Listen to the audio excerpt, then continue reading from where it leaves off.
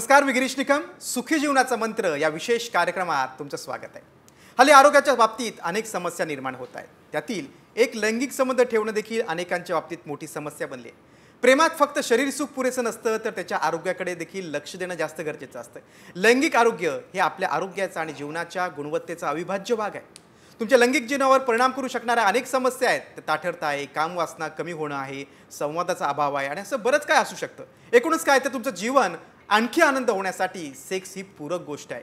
Sex आणि त्या संदर्भातील विविध महत्त्वाच्या मुद्द्यांवर तज्ज्ञ डॉक्टर विजय दहिफळे आपल्याला या शोमध्ये मार्गदर्शन करतात. याशिवाय फोनवरून आलेल्या प्रेक्षकांच्या प्रश्नांना देखील डॉक्टर अगदी मनमोकळेपणे उत्तरं देत असतात. सुरुवातीला डॉक्टर विजय दहिफळे यांच्याबद्दल आपण जाणून घेऊया एका व्हिडिओच्या माध्यमातून.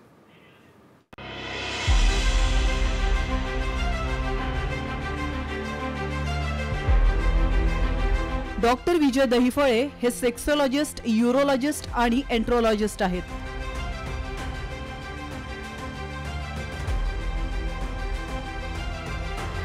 डॉक्टर दहिफळे यांचं क्लिनिक औरंगाबाद, हैदराबाद, दिल्ली, पुणे, नवी मुंबईतील नेरूळ, दादर, अंधेरी, कल्याण, नाशिक, अहमदाबाद आणि दुबईत देखील आहे. डॉक्टर नेहमीच देश विदेशात सेमिनार आणि कॉन्फरन्ससाठी जात असतात. तसंच सेक्स बाबतच्या सर्व समस्यांवरती ते मार्गदर्शन करत असतात.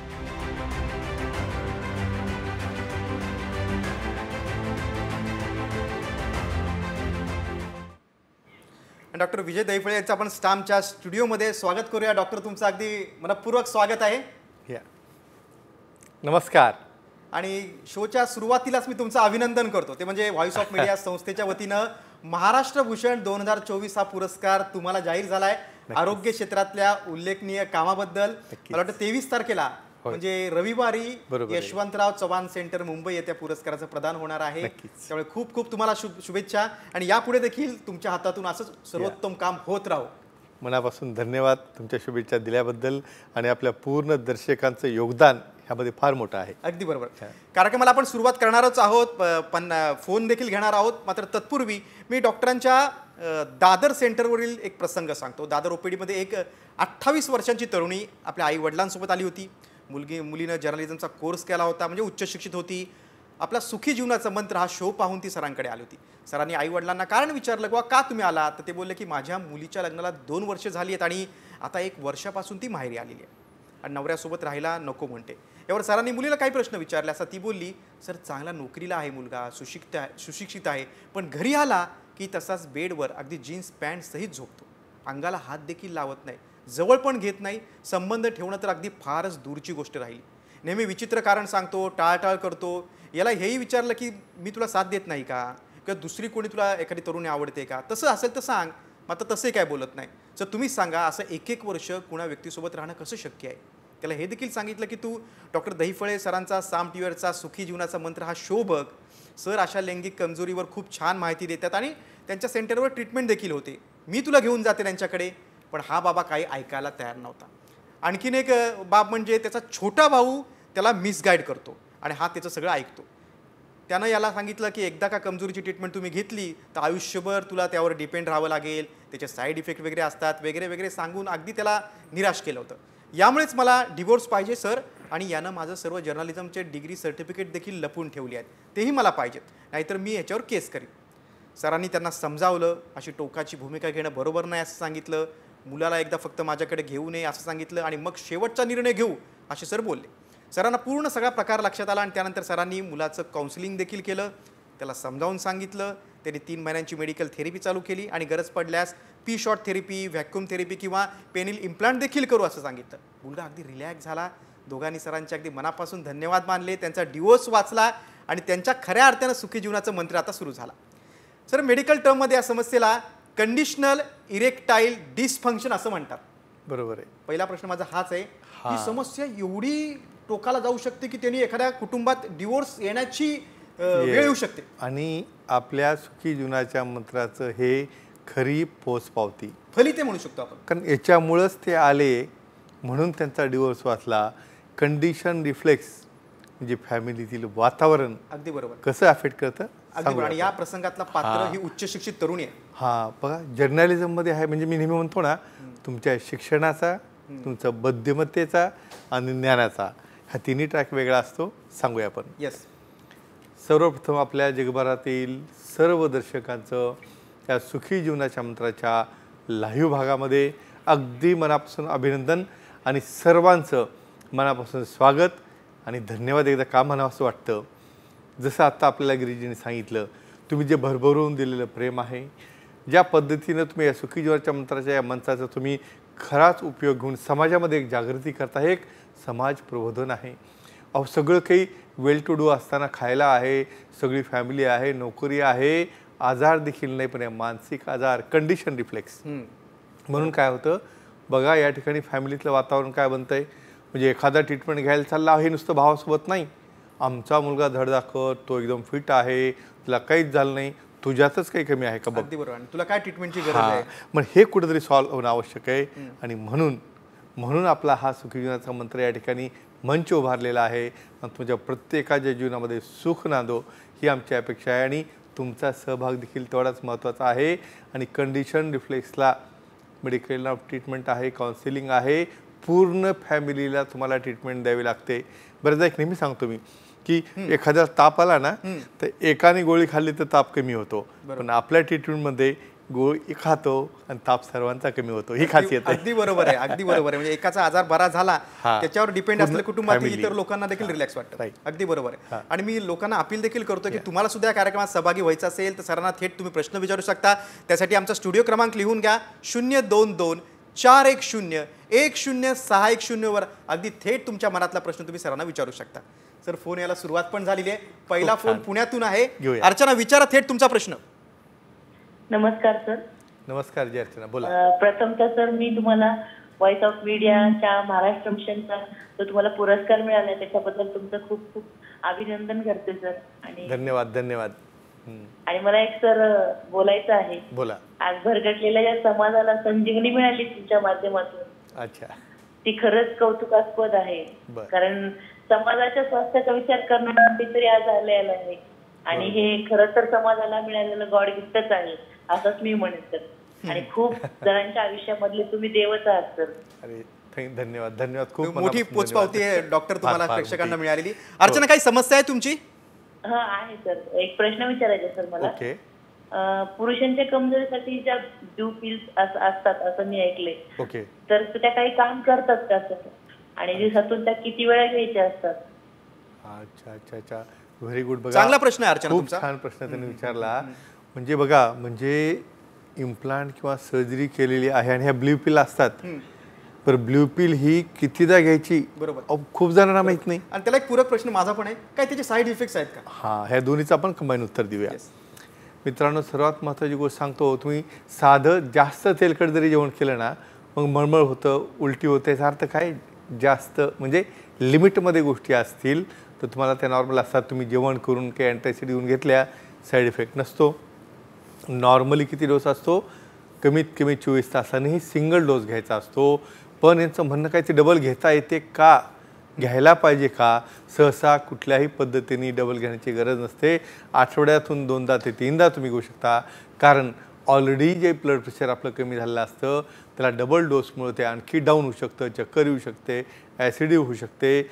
म्हणून तज्ज्ञांचाच सल्ला घेणं आणि 24 तासातून एकदाच पिलचा डोस घेणं हे अतिशय महत्त्वाचं असतं. मला वाटतं सगळ्यांचा डाऊट क्लिअर झाला असेल. बरोबर आहे. या म्हणजे एका प्रश्नाने कितीतरी लोकांना त्यांच्या मनातल्या शंकाचं उत्तर मिळू शकतं. आणि विचारत नसल्यामुळे ह्यांनी प्रतिनिधित्व केलं त्याचं कौतुक. अगदी बरोबर आहे. पुण्यानंतर आता पुढचा फोन जालन्यातून आहे. प्रतीक्षा, विचारा, काय प्रश्न आहे तुमचा? नमस्कार जी, बोला. आहे की फिनाईल इम्प्लांट वय 40 आहे, तर त्या वयात करता येईल का आणि त्याचं लाईफ किती असतं आणि नंतर ते बदलता पण येतं का? तुम्ही एका प्रश्नामध्ये 3 प्रश्न विचारले. खूप सुंदर प्रश्न. सांगूया उत्तर आपण यांना. एक तर पेनाईल इम्प्लांटचं लाईफ किती एक्सपायरी असते की नाही? आपण काही जरी घेतलं साधं तर एक्सपायरी आहे आणि बदलता येईल का? आणि समजा एक्सपायरी झाली तर त्याला रिप्लेस करायला पाहिजे. बरोबर. अतिशय सुंदर प्रश्न आहे. माझ्या मेलवर म्हणजे असा लाईन लागलेली असते या प्रश्नाची. सांगूया आपण. आणि ह्या सगळ्या आपल्या सेंटरवर ही ट्रीटमेंट, सर्व काही ट्रीटमेंट उपलब्ध आहेत. सांगूया आपण. सर्वात महत्त्वाचं मित्रांनो, जसं प्रत्येक वस्तूला एक डेट असते एक्सपायरी, त्याच पद्धतीने सिलिकॉनचे इम्प्लांट असतात आणि या सिलिकॉनच्या इम्प्लांटचा ड्युरेशन हे 15 ते 20 वर्ष असतं. आता आयडियली 15-20 वर्ष झाल्यानंतर काय करायला पाहिजे पुढं? समजा एखाद्याला वाटलं की इच्छित रिझल्ट येत नाही, तर अशा केसमध्ये आपण ते बदलता देखील येतं, त्याला आपण रिमूव्ह करून काढून घेऊन परत दुसरं इम्प्लांट टाकता येतं. त्यामुळे मित्रांनो, काळजी करू नका की मला एकदा इम्प्लांट टाकलं आणि कायमचं नंतर मध्ये बदलता येईल का, नाही येईल का, मग पुढं माझं काय होईल, काही चिंता करू नका हो. तुम्ही तज्ज्ञांना भेटा, सेक्सॉलॉजी ॲनालिस्टला भेटा. कुठल्याही गोष्टीला इलाज आहे, पण भेटलं तर, ॲक्सेप्ट केलं तर, बरोबर, सांगितलं तर, व्यक्त झालं तर. पहिली समस्या आहे ही मान्य करा की yes, आपल्याला समस्या आहे बरोबर. आणि आपल्याला तज्ञाकडे जायचं. नक्कीच, नक्की. पुढचा फोन आता नाशिकवर नाही. घेऊया. प्रतीक्षा, विचारा काय प्रश्न आहे तुमचा? नमस्ते सर. नमस्ते जी, बोला. पेनाईल इम्प्लांट केल्यानंतर मुले होण्यासाठी काही अडचण येते का, याबद्दल सांगा सर. म्हणजे पेनाईल इम्प्लांट टाकल्यानंतर मुलं राहण्यासाठी काय अडचण येते का? बरोबर, हाच प्रश्न आहे. ठीक आहे, काही हरकत नाही, सांगूया ना. मला वाटतं सर्वांनी तो धागा पकडला ना, बरोबर, म्हणजे आपलं टॉपिक असतो डिस्प्ले. बरोबर, एक प्रश्न आला, बरोबर, की खरंच ही सुंदरता आहे. म्हणजे हा शो आपल्यापेक्षा आणि बघितलं का सर, सगळे महिलांचे प्रश्न आतापर्यंत आलेले. आता बघा, मग त्यामुळे मी परत लाईन रिपीट करतो. निसर्गाने बनवताना दोघांनाही समान बनवलेला आहे आणि काही गोष्टी समोरच्याकडे, काही स्वतःकडे दिल्या का, एकाचकडे जर गोष्टी पूर्ण आल्या असत्या, संतुलन राहिलं नसतं. अगदी बरोबर. सांगूया आपण, मुलं होतात का? जरूर जरूर. काय वाटतं माहिती का बऱ्याच जणांना, हे बघा एवढं छोटासा आकार आहे त्या आपल्या अंगाचा, त्यामध्ये पुन्हा ते 2 सिलेंडर दोन्ही साईडनी कार्पोरामध्ये जाणार. अहो, एवढ्या छोट्या आकारामध्ये पुन्हा 2 सिलेंडर, मग असं गेल्यामुळं त्या ठिकाणी विरेस्खलन होईल का? मग विरेस्खलन झालं तर स्पर्म बाहेर येतील का? बरं, स्पर्म बाहेर आले तर चांगले येतील का? मृत होणार नाहीत ना? मग या भीतीमुळं बऱ्याचदा पार्टनर घाबरून जातो. अहो, काही ठिकाणी पार्टनर लोकांना सांगतो, काही जमत मला ना, मला घरी सांगायचं नाही, न सांगता करा. अहो, असं शक्य आहे का? ही पर्सनल गोष्ट आहे, समोरच्याला काहीतरी जाणवणार. अगदी बरोबर. मग तुम्ही न सांगता केल्यानंतर किती खोटं बोलणार?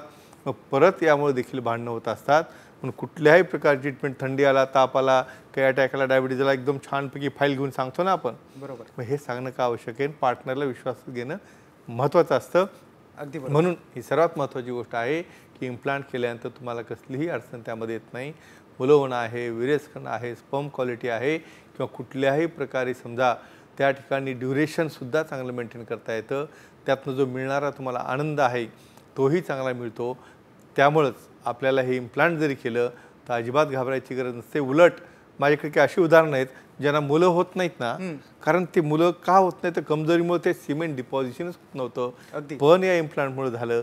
आणि न होणारी मुली जे वंध्यत्व होतं ते त्यांना बाळ झालं, म्हणजे कुटुंब सुखी झालं. अगदी बरोबर. आणि मला असं वाटतं की सर, सेक्सची ट्रीटमेंट जर आपण घेत असू तर ती घरात शेअर करायला पाहिजे, त्यात लाजण्यासारखं काही नाही. उलट म्हणजे तुझं मन हलकं होतं. अगदी बरोबर. आणि एक कुठली तरी कुचंबना आणि काहीतरी असं निगेटिव्हिटी वाटते ना, गिल्टीनेस, त्यातनं तुम्ही बाहेर येता. अगदी बरोबर. पुढचा फोन घेऊया आपण. संभाजीनगरवरून श्रद्धा आहे, विचारा तुमचा प्रश्न. हॅलो. हा, ऐकतोय मी, बोला. नमस्कार सर. नमस्कार जी, बोला. सर, तुम्हाला या वर्षीचा महाराष्ट्र भूषण पुरस्कार मिळाल्याबद्दल अगदी मनापासून खूप खूप अभिनंदन सर.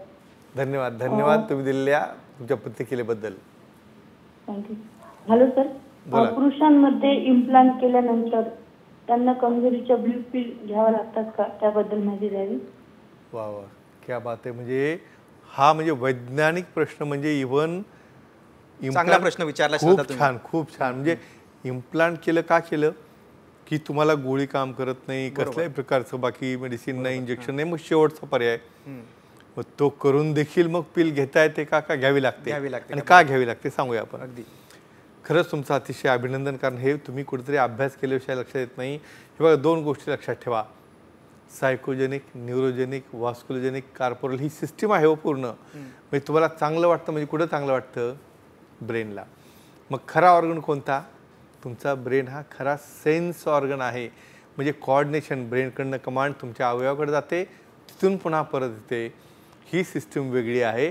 आणि इरेक्शन न होणं, कठोरता येणं हा मेकॅनिकल भाग जर होत नसेल तर ते इम्प्लांट तुम्हाला फक्त इरेट करून देतं.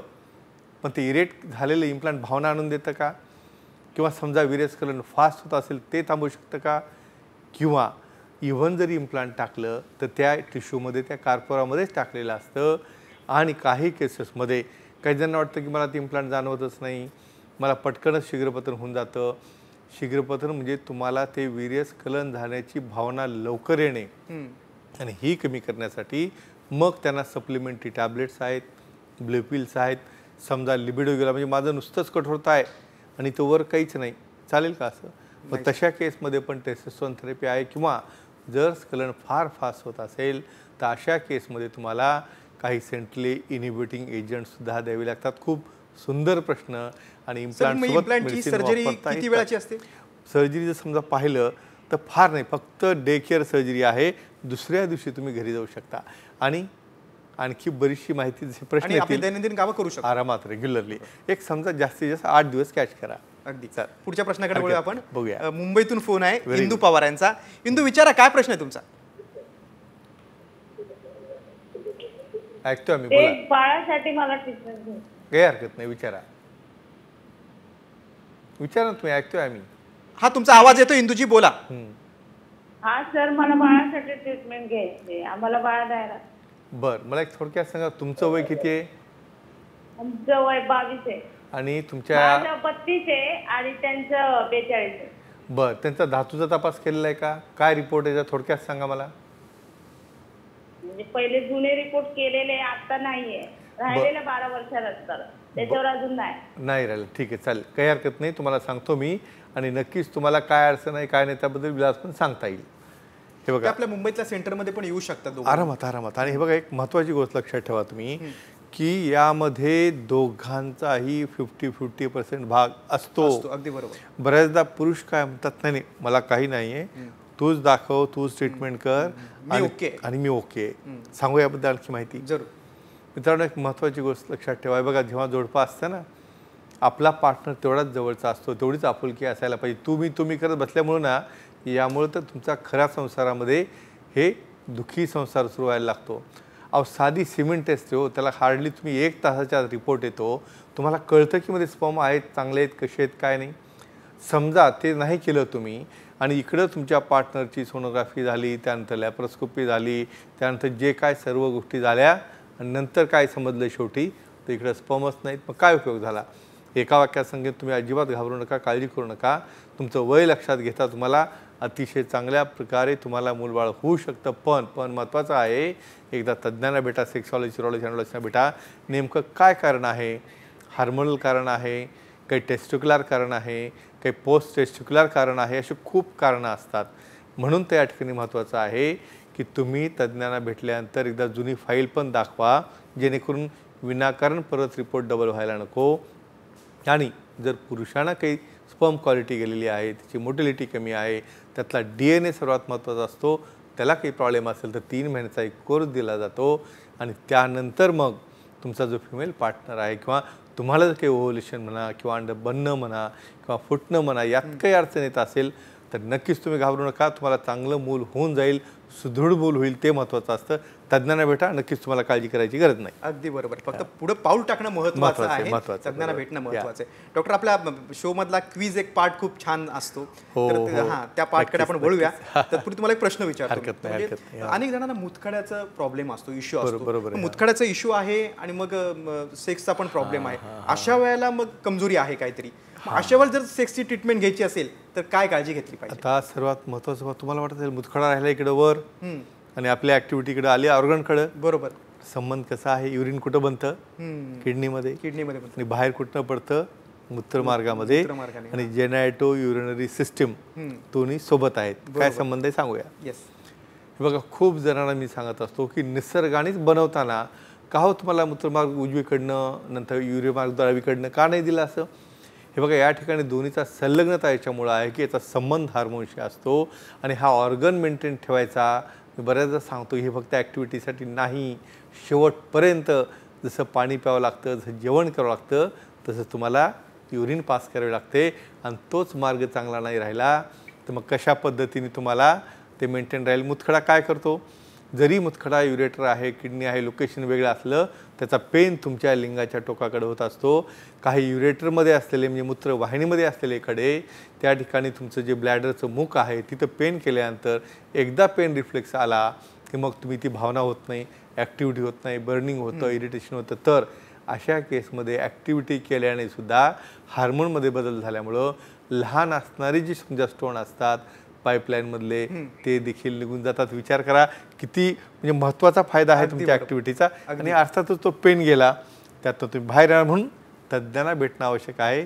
सेक्सॉलॉजी यूरोलॉजिस्टचा सल्ला घेणं, ट्रीटमेंट घेणं महत्त्वाचं आहे. तुमचं सहजीवन आणखी आनंदी होऊ शकतं. बरोबर. चालेल. आपला भाग्यवान विजेता काढायचं. मागच्या वेळेचा एक सांगूया आपण जिंकलेला कुठल्या भागातला आहे ते सांगा. नक्कीच सांगूया.